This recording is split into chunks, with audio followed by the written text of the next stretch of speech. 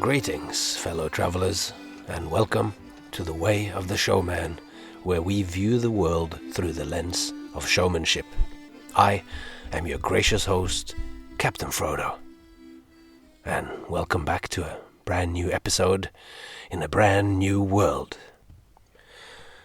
The havoc that's been wreaked by the pandemic is still having repercussions that are just flowing through all of us showfolks' lives now. All over the world, people are rethinking and redefining and restructuring their lives. The words of the poet Dylan comes to mind as he says, "Come gather round, people, wherever you roam, and admit that the waters around you have grown, and accept it that soon you'll be drenched to the bone. If your time to you is worth savin', and you better start swimmin', or you'll sink like a stone, for the times they are a-changing." For the foundations of what we do and who we are has been shaken by the fact that people can't gather anymore to watch shows or anything.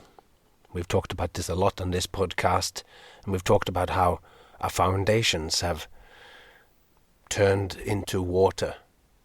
And in this little grab from Bob Dylan's song, "The Times They Are A-Changing," we find this image as well. The image of the world turning to water and that the waters are growing. This is of course also true with the global warming. The environment is changing, so it's more apt than ever perhaps. And the reason why I am starting straight off the bat talking about this is that some of these ramifications has hit very close to home. My family and I struggling to come to terms with this new world has had to board the showmanship. I, as the Captain Frodo of the showmanship, had to sail the family back to Norway, to the old country. As we all have been running low on resources, no doubt, in every caravan and every flat and house around the world where there's showfolk, we're all living on saved resources and savings. And once very little is coming in, that has a tendency to run out pretty quick, even when we let our daily use of resources really drop down. If nothing else, this has allowed me and my family, and I hope it has for you as well, allowed us to really understand what we actually need to live. We've had to reflect on our situation, and as it turns out, the United States and Las Vegas, Nevada, has not reacted in quite the same way that Norway has reacted to this pandemic. Regardless of what we think of any of these things, the response Norway has had to it has led to an almost complete eradication of the virus here. So we dressed up in all the appropriate safety gear as much as we could. We took all the care we could possibly muster, and we sailed across the seas in an aeroplane all the way back here, and now we are in safe quarantine at a beautiful house by a lake. It's a gorgeous place. And the shows here in Norway are actually legal, but jobs are still very rare, and precious, like diamonds. So what we are going to have to do here in Norway, as well as everywhere else, is turn up the creativity. I have lots of ideas of what I can do. It's like a brand new beginning in a sense. It's like all of my previous contacts and the achievements from before does not quite count anymore. I need to think new. I need to redo the material that I have. If I'm going to do family shows, can I bring children up? Perhaps it's legal, but I should really keep it to a minimum. So I have lots of interesting and good ideas coming up now, and it feels really quite exciting. There will be 2 essays today, both of them from the very beginning, about 2 years ago when I started blogging over at the Carnival Cinema website. The interesting things to note about them are that I am describing a time 2 years ago when I had really wanted to stay in Australia, and I put in a whole lot of effort in trying to give my family a home, a lasting home. In one of them I actually say fingers crossed for a lasting home, but alas not. And that was the theme that was going on in my life at the time, that we were forced to move out, not entirely because we had chosen to, but because of outer conditions. Here we are now, 2 years later, and reading these for you guys, it's interesting how much the world has changed, not just in these 2 years, but even in just the last few months. For one was that I readily and unapologetically admit in the second essay that I have a sore throat and a runny nose, which today is a very scary proposition. To wake up one morning and realize that you have a sore throat might send your heart racing. There's so many things, but in so many ways this is another example of how the way of the showman sends you traveling. You make plans, as I say in the essay. The clown makes plans and the world laughs. I thought I'd found a loophole, but the loophole was patched up. Vegas as well has closed down, but who knows what the future will bear. I really hope that the best creations, the best and most vibrant creations of showmanship that I have, that they are to come in these next few times. It's a very special time, and as soon as people are allowed to gather, they will be open-hearted in a way that they haven't been for a long time. That's my hope and also my belief. I think that by rethinking a little bit what we do, we can really help make a difference in these difficult times. The first of these 2 essays that I'm going to read today is called Terms and Agreements, and it's about the terms and conditions that a showman signs when he decides to take a walk down the way of the showman. We never think about it when we first start, that this life choice might have consequences, and one of them is, of course, that you constantly have to travel. And I will go further into this. And the reason I'm bringing this up now is that some of you might remember that I talked about this in the very first podcasts called The Day That Showbiz Died. There I mentioned too this concept of the Showbiz Devil and the terms and agreements that we have signed. So in a way, this is the link between that first podcast, and this is the very first of the blog posts that I ever created for the Carnival Cinema blog. It's just over 2 years ago now. The second one of the essays is called Time Travel, and it is written just after I'd finished a 3-month-long creation and performance of a brand new circus show for families. I hadn't been performing for families for several decades, so this deals with that and how time has changed as I have gotten older. Now, the question is frequently asked, how does one become a showman? It's not like you just wake up one day and know that this is what you're going to be. There are very few of us who have that experience. For most of us, it is a gradual development, and it's an unearthing of yourself in a way.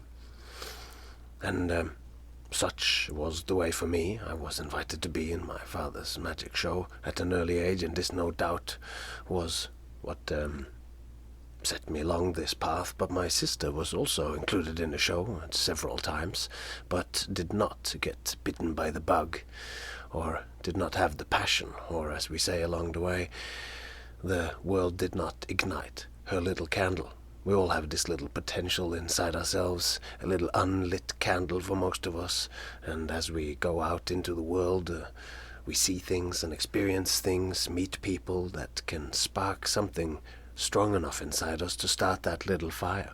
And our journey along the way of the showman is what eventually makes that little fire into a burning star.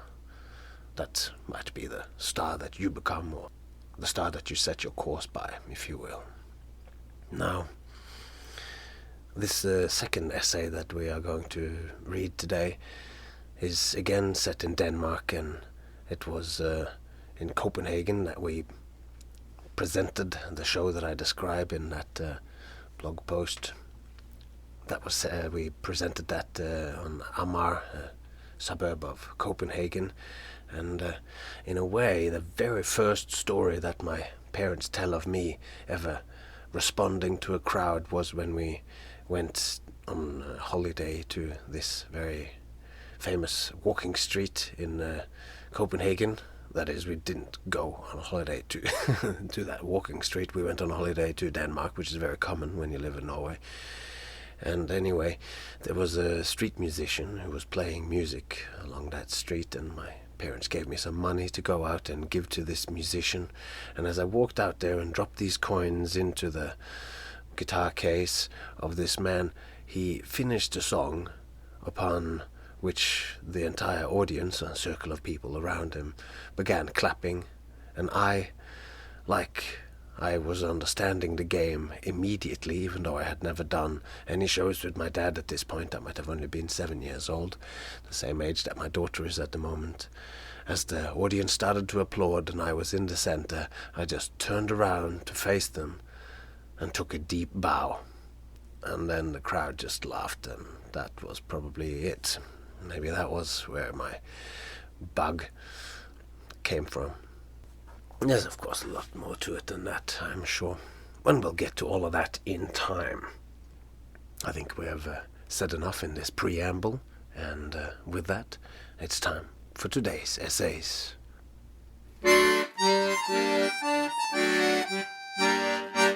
Terms and conditions.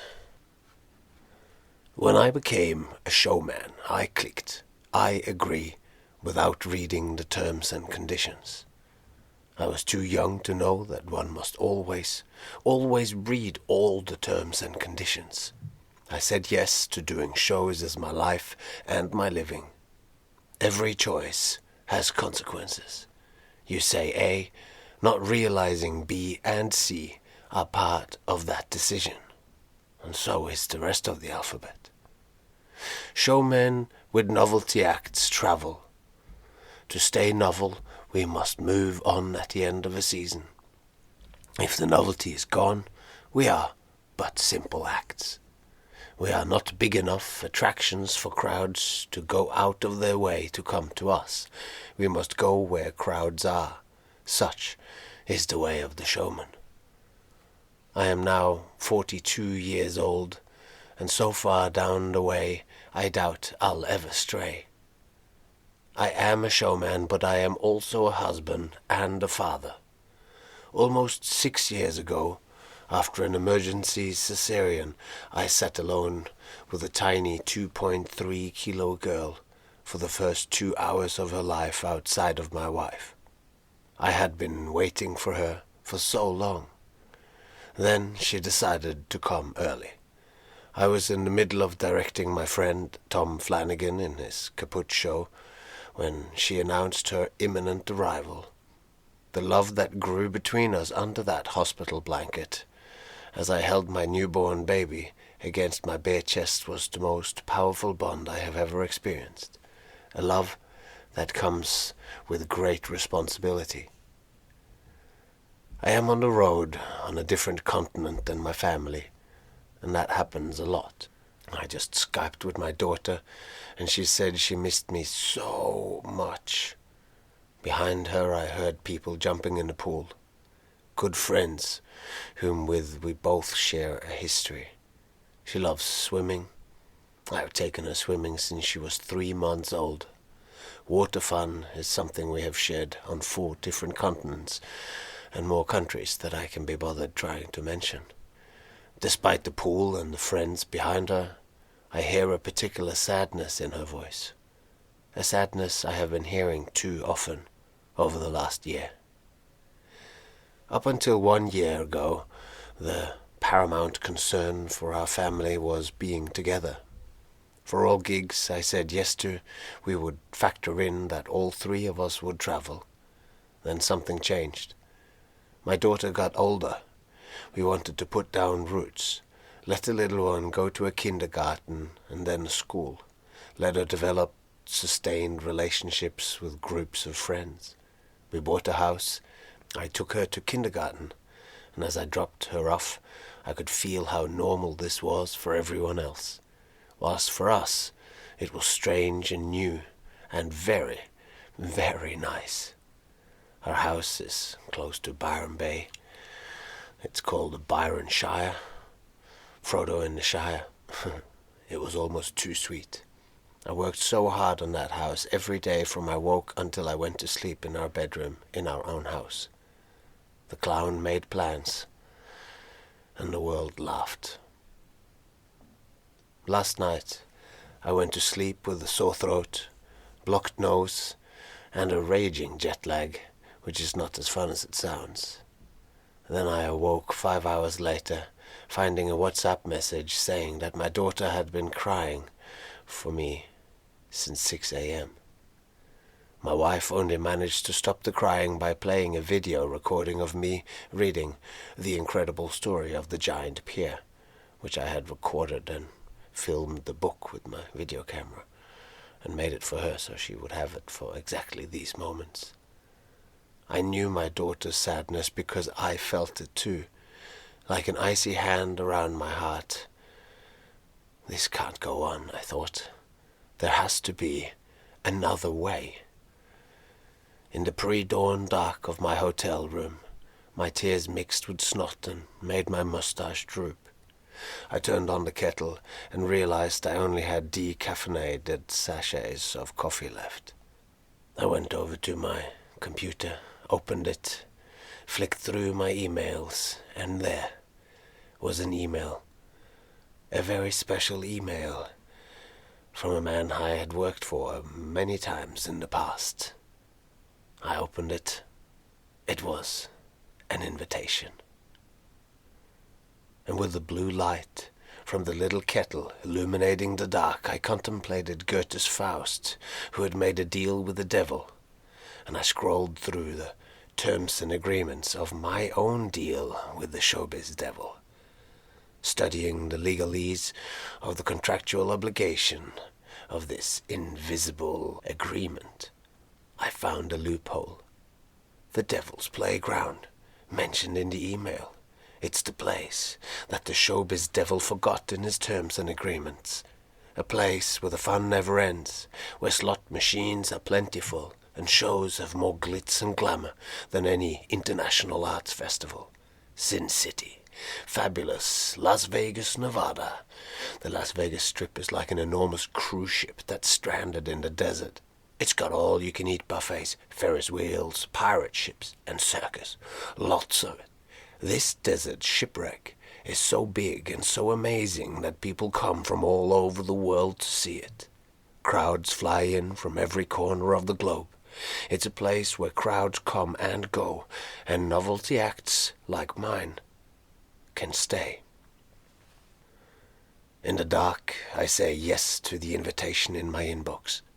Vegas, a place along the way to settle down, where my girl can go to school, where we can live in a house, maybe not as nice as our own, in the Shire, but where I can put my daughter to bed and then jump in the car and drive 15 minutes to the Strip, the shipwrecked cruise ship, where I, Captain Frodo, can be captain of the greatest and most influential ship of all time, the Showman ship, and simultaneously I can also be a present dad and husband.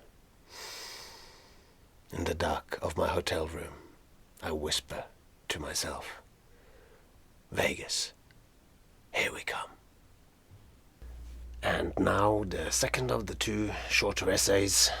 This is called Time Travel. It's set in the end of a longer tour. I have moved to Las Vegas in the meantime, and I am now on my way back. Here it goes. Time travel. I sit at a small airport in Denmark, awaiting the first of 2 flights to Las Vegas. I have just finished my first tour as circus director of a brand new, tiny, family-based circus. The way here began 2 years ago. Let me tell you the tale.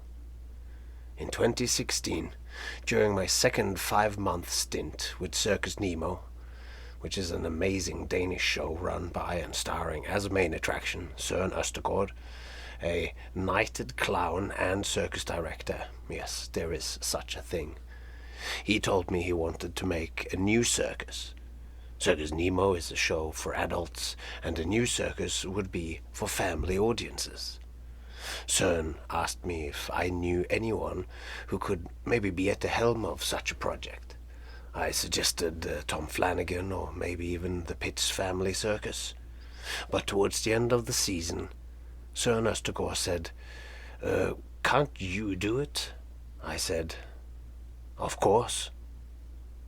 After a couple of decades of performing for adults and becoming a dad, thusly getting reacquainted with the joy of properly interacting with children, it was time to inspire good times in the future of humanity.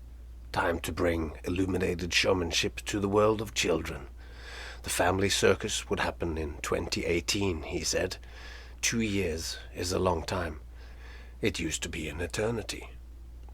I mean, when I first started out performing, I performed in children's shows. I mean, I was barely far from being a child myself, being 10 years old when I did the first shows together with my dad, but it had been a very long time since I took to the stage as a children's performer. A time is a way to denote changes in space. A seed falls, sprouts, becomes a flower, and wilts. These changes exist in 3 dimensions and happens in sequence. They exist in space and happen in time. To prepare for the future gig, I created Captain Frodo's Magic Circus, a magic-based circus show with a heavy emphasis on play and imagination. The time frame of this spins me out. In 1997, I used to think deciding whether or not to do a street show on the weekend was pushing the limits of future planning. Then again, when you sport a yellow mohawk and juggle to support yourself, Sex Pistols' words ring true. No future for you. Contrary to the punk poet's proclamation, there was a future for me, and this future is now my family. I aim to travel into the future with my family. I am the sole breadwinner of my family, always being on the road and doing shows at night. My wife has to do the important work, being with our daughter. Someone smarter than me said that if you fail at raising your child, nothing else you succeed at matters much. Many of the most important things don't pay, even though the responsibility is priceless. My daughter needs to start school. The benefits of doing this at the age of 6 is something I am dubious of. The importance of spending time with lots of kids your own age over an extended period of time I am not dubious about. To make this happen, we had chosen a magical place in the Byron Shire in Australia. I still can't get over the fact that I would then have become Frodo of the Shire. I am a Tolkien fan, even though my name is not quite connected to those books. Anyway, we bought a house, a beautiful space. Against all odds, we managed to get my daughter into a fantastic Steiner school with massive waiting lists. My daughter speaks Norwegian and English, and to add to the improbably good fit for us, there were 2 other girls in her class that also had one Norwegian parent. 3 kids, bilingual in English and Norwegian. What are the chances? This place was perfect for us. It was meant to be, we thought. I performed and worked on my magic circus in my magic room in Byronshire, and it would become my new meal ticket, but any new project takes time to become financially viable. the Danish gig was still 1 year away. This new circus project with Circus Nemo was the very reason and the very impetus to creating a show. What a timeline. 2 years. Now, 1 year left before showtime in Denmark. If you contact your financial advisor and say, I'm buying a house, renovating it, and also I am going to be working less to spend more time with my family, they will most likely advise you against it. I don't have a financial advisor, so I did exactly that. Then, to make a point of just how bad an idea this was, the Australian tax office slapped me with a big tax bill, twice, within 1 month, which, according to my accountant, they could legally do. It turned out this space, this house, wasn't meant to be. I couldn't afford to live in my new house. I couldn't make it happen. Our beautiful space, I just couldn't provide it. This hit me hard. Harder than I realized at the time. I had failed. Failed as a provider and as a father. Yet again, I had to take my daughter away from her newfound group of friends. A failure to provide hurts on an almost biological level. The way of the showman winds through space. I'm not captain of its every bend and direction. It goes and goes, always onwards, until now at least. It's a beast that's difficult to tame, but I am doing my damnedest. Will I be able to fulfill my obligation this time? Provide stability? Fingers crossed for a lasting home, with friends aplenty for the little one, and a nice pool, surrounded by palms and pomegranate trees, where my beautiful and resourceful wife can sip Aperol Spritz and perusing the catalogue of courses provided by the University of Las Vegas. I am on the second plane to Las Vegas right now. 7 hours to landing. I left Monday morning from Denmark.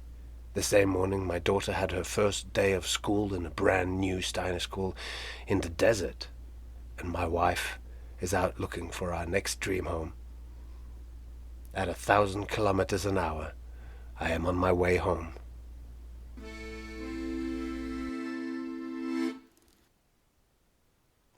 Isn't it just amazing how history repeats itself, how our own life and the events and episodes in it spiral around like the seasons of the year.